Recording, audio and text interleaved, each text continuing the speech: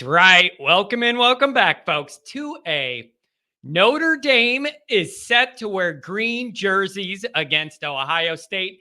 And my unpopular reaction to it, edition of the Always Irish Show. As always, thanks for being here. You could find a program on YouTube. Do it. Subscribe if you haven't yet. That helps me a lot. I appreciate it. Give the video a thumbs up. That helps me as well. Notifications on. That way you're alerted every time a new episode drops. You don't want to miss it. Twitter, search bar, Always Irish Rat. Always Irish Inc. Emails, alwaysirishnd@gmail.com. Audio only anywhere you want me. You can get me. Call-in line when it works. Unlike on St. Patrick's Day, when I logged into the system and it was playing classic 70s hits instead of opening up Always Irish's radio menu. Call-in line, theoretically, 312-900-8815. You should be able to tell Johnny all you heard and seen. Unless it's broke. I don't know what was going on. Fighting Irish Wire every day. Type it into Google. Read about Notre Dame. All right stuff. Nick Shepkowski writes stuff. Everybody writes stuff. Read it.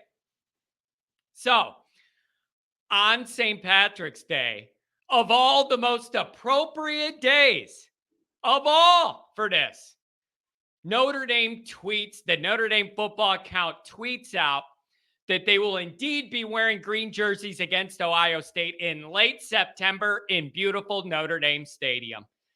This was everybody's caught up in March Madness. They're off work early, drinking. It's St. Patrick's Day. Everybody's excited.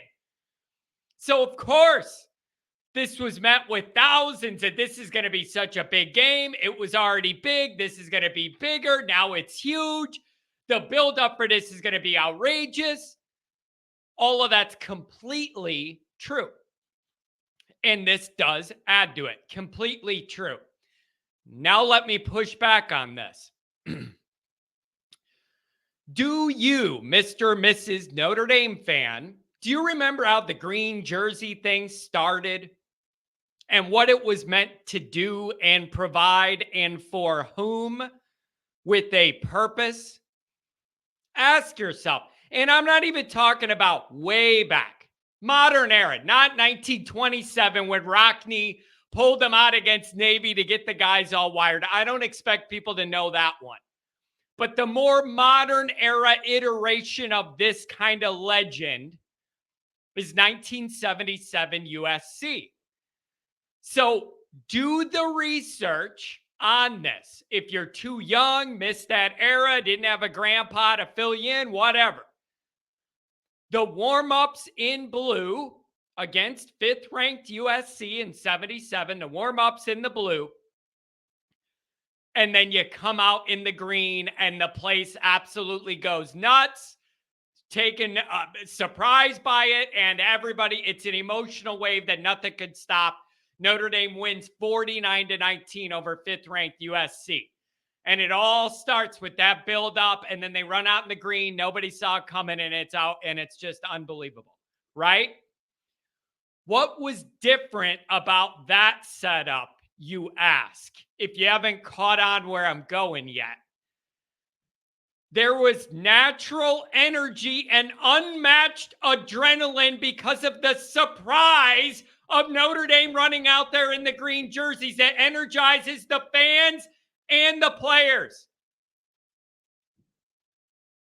Have we lost sight of this? This is where I want the green to come out. When it can be used as an emotional motivator to the utmost and fullest extent. Whether it's a surprise to the players and the fans or just the fans, that surprise is the whole point of this. I love when Notre Dame does the green, but not delivered this way. A Shamrock Series thing is different because you're going to do an alternate and then get goofy. I don't care. That's its own thing. But pulling out the green at home in a game, it's in doubt if you're going to win, and there's a lot of national stuff on the line. And the odds are up against you, and the breaks are beating the boys, and nobody thinks you can do. That's when you pull out those greens That's when you pull out those greens as a surprise move to blow the top off the place and get everybody's adrenaline going, whether it's fans or players. I don't know if it's feasible that you could do it and have no players know anymore. I feel like that could leak these days or something, that they warm up in blue, go in there, and the greens are hanging. That's a whole different level of pumped up if they didn't know. But even if internally the guys thought they might get to wear the green, that's a motivating thing, getting that prize. And then the shock to the fans sets the tone for the whole night. I love the green, but not delivered this way. You can't do the green jerseys the way I want anymore. You know, the way that helps the team the most, creates the most energy, creates the best vibe, gives the team the most emotion, pumps up their adrenaline the most, all the stuff that I would like us to use this for as a motivator against a really tough opponent at our place. You can't do that now. Why? Well, John, you know why.